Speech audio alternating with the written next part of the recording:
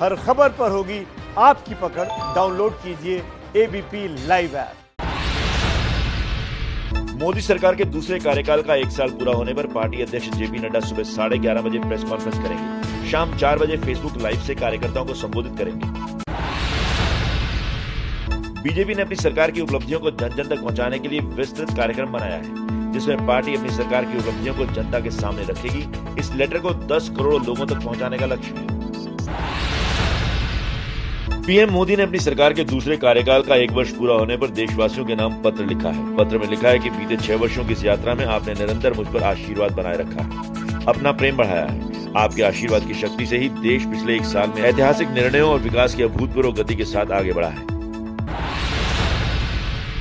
PM Modi ने कहा कि कई लोगों ने आशंका जताई थी जब कोरोना भारत पर हमला करेगा तो भारत पूरी दुनिया के लिए संकट बन जाएगा, लेकिन आज सभी देशवासियों ने भारत को देखने का नजरिया बदलकर रख दिया है। आपने ये सिद्ध करके दिखाया है कि विश्व के सामर्थ्यवान और संपन्न देशों की तुलना में भी भारतवासियों का सामूहिक सामर्थ्य और क्षमता अभूतपूर्व है।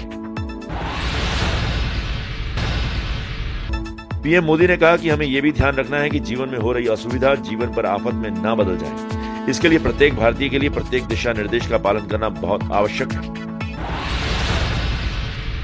पीएम मोदी ने कहा, जैसे भारत ने अपनी एकजुटता से कोरोना के खिलाफ लड़ाई में पूरी दुनिया को अचंभित किया है, वैसे ही आर्थिक क्षेत्र में भी हम नई मिसाल कायम करेंगे। हमें अपने पैरों पर खड़ा होना है और इसके लिए एक ही मार्ग है, आत्मनिर्भर भारत। 11 साल में जीडीपी की रफ्तार देश में सबसे कम। 2019-20 की जीडीपी 4.2% रही। इससे पहले के वित्तीय वर्ष में 6.1% थी। देश में कोरोना संक्रमितों की संख्या 1,65,799 हुई। सबसे ज्यादा प्रभावित देशों की लिस्ट में 9वें स्थान पर आया भारत। देश में कोरोना से मरने वालों की संख्या चीन से ज्यादा हुई। देश भर में 4,706 लोगों की मौत हुई है। अब तक 71,000 से भी ज्यादा लोग ठीक हुए।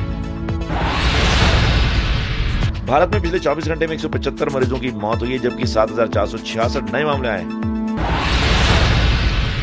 लॉकडाउन 4 खत्म होने में सिर्फ 2 दिन बाकी। आगे की रणनीति तय करने के लिए पीएम और अमित शाह के बीच 2 घंटे बैठक चली। प्रकाश जावड़ेकर ने दिए लॉकडाउन 5 के संकेत। महाराष्ट्र में कोरोना बना रहा है मौत का रिकॉर्ड। पिछले 24 घंटे में 116 लोगों की मौत। महाराष्ट्र में एक दिन में मौत का ये सबसे बड़ा आंकड़ा। पिछले 24 घंटों में महाराष्ट्र में 2,682 कोरोना के नए मामले सामने आए हैं। महाराष्ट्र में कुल कोरोना संक्रमित मामले 60,000 के पार हो चुके हैं। राज्य में कुल 62,228 मामले सामने आए हैं। मौत का आंकड़ा 2,000 पार हो चुका है। पिछले 24 घंटे में महाराष्ट्र में 116 पुलिस वाले कोरोना पॉजिटिव पाए गए हैं। महाराष्ट्र में कोरोना पॉजिटिव पुलिसकर्मियों की संख्या 2,211 है। कोरोना से राज्य में अब तक 25 पुलिसकर्मियों की मौत हो चुकी है। सीएसआईआर की Indian institute of integrative medicine Jammu इकाई ने कोविड-19 टेस्ट के लिए बनाई नई टेस्ट किट। इस किट से सिर्फ 1 घंटे में पता चल जाएगा रिजल्ट। कीमत भी 100 रुपए से लेकर 200 रुपए के बीच रहने की उम्मीद। दिल्ली में कंटेनमेंट जोन की कुल संख्या 102 हुई। सबसे ज्यादा 21 कंटेनमेंट जोन उत्तरी जिले में है। दिल्ली में अब तक कुल 50 इलाके कंटेनमेंट जोन से बाहर निकले। दिल्ली में कुल मामलों की संख्या 17,386 हुई। अब तक 7,800 से ज्यादा लोग ठीक हुए। यूपी में कोरोना के 7,445 मामले सामने आए। पूरे प्रदेश में अब तक कोरोना से 201 लोगों की मौत हो चुकी है। महाराष्ट्र में लॉकडाउन के नियमों में ढील। उद्योगों को काम शुरू करने की परमिशन दी गई। मजदूरों के पलायन से होने वाली दिक्कत का भी समाधान निकाला जाएगा। पंजाब में 39 नए कोरोना पॉजिटिव केस के साथ कुल संख्या 2,197 हुई। 42 लोगों की मौत भी हुई। केरल में पिछले 24 घंटे में कोरोना के 62 नए केस पता चले। संक्रमित होने वालों में 33 एनआरआई हैं, जबकि 23 दूसरे राज्यों के हैं। भारत की दवा हाइड्रोक्सीक्लोरोक्वीन पर सवाल उठाने पर सीएसआईआर के महानिदेशक ने डब्ल्यूएचओ और लैंसेट को लिखी चिट्ठी। लैंसेट में छवि रिपोर्ट पर खड़े किए सवाल। सीएसआईआर की Indian institute of integrative medicine Jammu इकाई ने कोविड-19 टेस्ट के लिए बनाई नई टेस्ट किट। इस किट से सिर्फ 30 से 45 मिनट में पता चल जाएगा रिजल्ट। कीमत भी 100 से 200 रुपए के बीच रहने की उम्मीद। मुंबई के कुर्ला लोकमान्य तिलक टर्मिनस पर देर रात लगातार चौथे दिन भी गांव जाने के लिए दूसरे राज्यों के मजदूरों की भीड़। 8 से 10 घंटे से स्टेशन के बाहर लंबी लाइन लगाए बैठे हैं। मजदूरों को खाने पीने का भी इंतजाम नहीं। दिल्ली में बड़ौदा हाउस का एक डॉक्टर कोरोना पॉजिटिव पाया गया। डॉक्टर के संपर्क में आने वाले सभी 28 रेलवे कर्मचारियों की मांगी गई जानकारी। 28 मई को डॉक्टर से इलाज कराने वालों की भी जानकारी जुटाई जा रही है। जम्मू कश्मीर में कोरोना के 128 नए मामले सामने आए। 94 मरीज बाहर से आए हैं। 2164 पहुंचा कुल मरीजों का आंकड़ा। 28 मरीजों की मौत। यूपी में बरेली के बालघाट इलाके में कई चमगादड़ मरे हुए पाए गए। पोस्टमार्टम रिपोर्ट में तापमान बढ़ने से ब्रेन हेमरेज को मौत की वजह बताया गया। पीएम गरीब कल्याण योजना के तहत गरीबों को अनाज बांटने के मामले में दिल्ली और पश्चिम बंगाल पीछे। मई कोटे का अनाज अब तक नहीं बांटा। योजना के तहत लाभार्थियों को बांटा जाना है 5-5 किलो मुफ्त अनाज। लेह से दिल्ली एयरपोर्ट पहुंचे मजदूरों को खाना खिलाया गया। झारखंड सरकार की तरफ से किया गया आयोजन। यूपी के बाराबंकी में दिखा पीएम मोदी की अपील का असर। गमछे का उत्पादन बढ़ा। मास्क के तौर पर गमछा खरीद रहे हैं लोग। पीएम ने अपील की थी गमछे का मास्क की तरह इस्तेमाल करें। रेल सेवा शुरू होने से पहले जालंधर में डीआरएम ने लिया रेलवे स्टेशन पर तैयारियों का जायजा। 1 जून से देश में शुरू हो रही हैं 200 ट्रेनें। काउंटर पर भी मिलेंगे टिकट।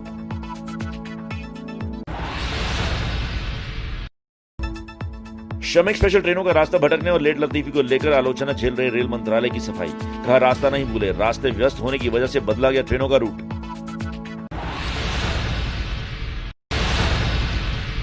लेह से रांची पहुंचे सभी 60 मजदूरों का गुलाब के फूलों से स्वागत। खाने के पैकेट भी बांटे गए।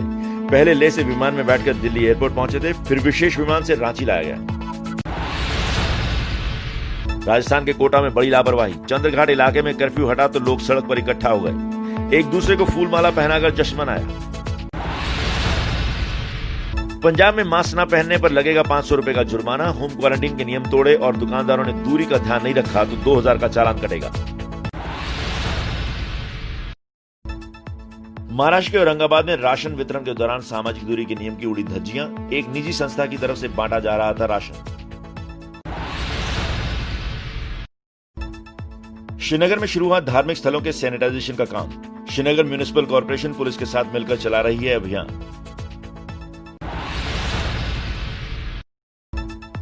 मुंबई में खाना चाहिए फाउंडेशन की तरफ से मजदूरों को खाना खिलाने का अभियान। रेलवे स्टेशनों पर करीब 1 लाख मजदूरों को रोज खाना खिलाने का दावा।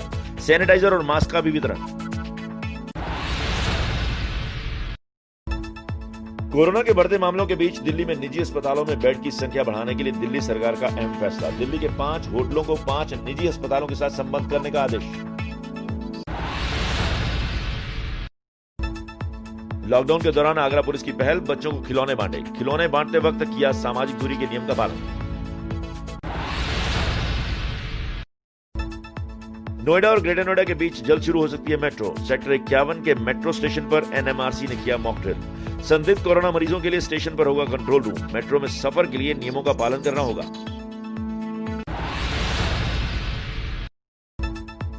पश्चिम बंगाल के सिलीगुड़ी में खुले सैलून। कोरोना से बचाव के लिए सारे एहतियात बरतते दिखे।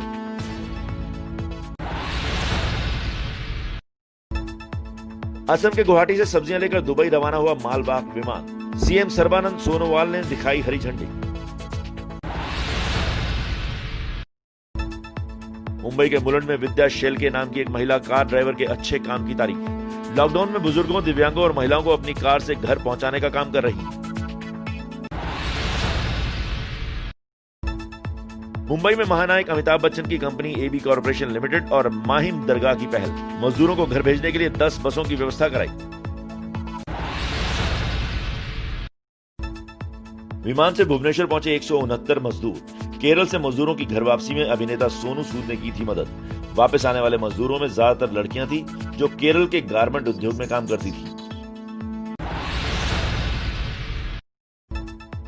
उत्तरी और केंद्रीय उत्तरी रेलवे की यात्रियों से अपील, अगर इमरजेंसी नहीं हो तो सफर से बचें। बुजुर्गों, गर्भवती महिलाओं को भी सफर से बचने को कहा। ट्रेनों में यात्रियों की मौत और बदइंतजामी के कई मामले सामने आने के बाद से ये अपील की गई। 1 जून से उत्तराखंड में सभी सरकारी कार्यालय खुलेंगे। सुबह 10 बजे से शाम 5 बजे तक खुले जाएंगे कार्यालय। सचिवालय सुबह 9:30 बजे से लेकर शाम 6 बजे तक खुलेंगे। चीन के साथ चल रही तनातनी के बीच लद्दाख के पैंगोंग लेक की एयर स्पेस में भारतीय वायुसेना ने शुरू की लड़ाकू विमानों से पेट्रोलिंग।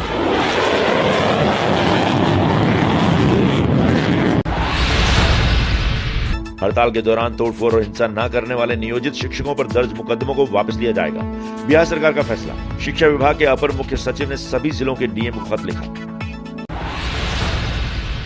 बिहार में लॉकडाउन के नियमों का उल्लंघन करने के मामले में बिहार के पूर्व डिप्टी सीएम और विपक्ष के नेता तेजस्वी यादव, पूर्व सीएम राबड़ी देवी समेत कई नेताओं के खिलाफ केस दर्ज।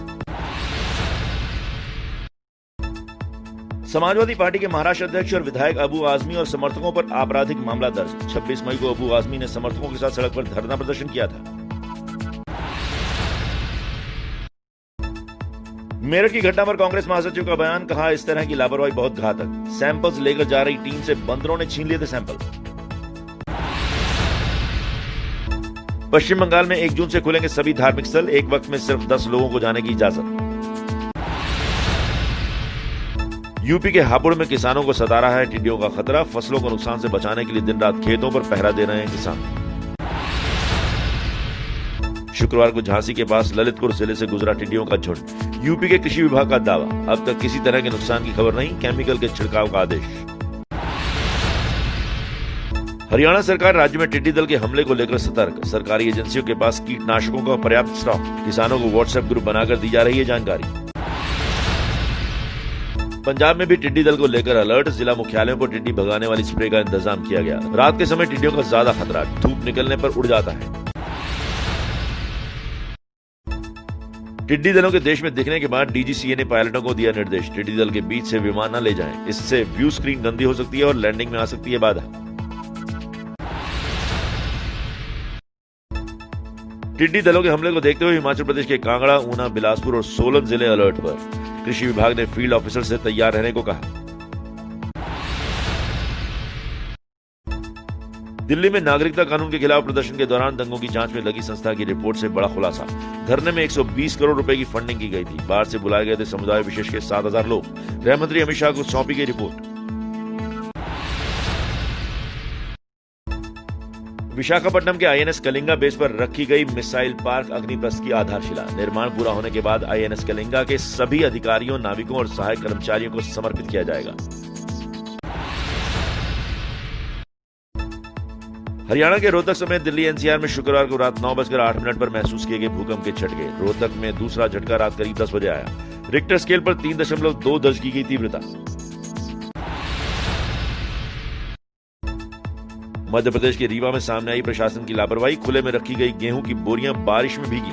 जिले के 148 सहकारी खरीद केंद्रों में 103 केंद्र बिना गोदाम भवन के हैं।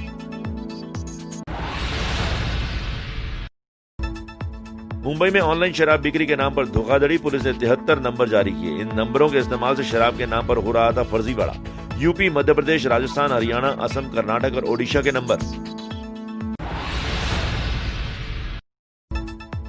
कर्नाटक के शिवमोगा में बढ़ी कच्चे नारियल की मांग। गर्मी से बचने के लिए नारियल पानी का सहारा ले रहे हैं लोग। व्यापारी खुश।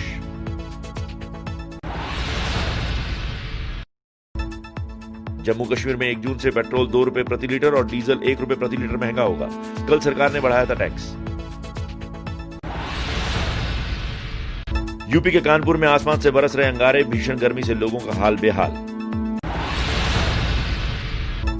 कई दिनों से गर्मी की मार झेल रहे दिल्ली एनसीआर में कल की बारिश के बाद मौसम हुआ सुहाना। तमिलनाडु के मदुरै में पानी की किल्लत को देखते हुए सरकार ने लोगों को दी राहत। वैगई नदी में पानी छोड़ा।